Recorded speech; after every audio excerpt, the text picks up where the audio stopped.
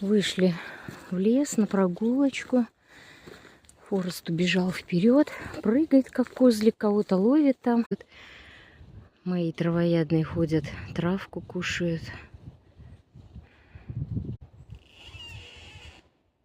Ух ты.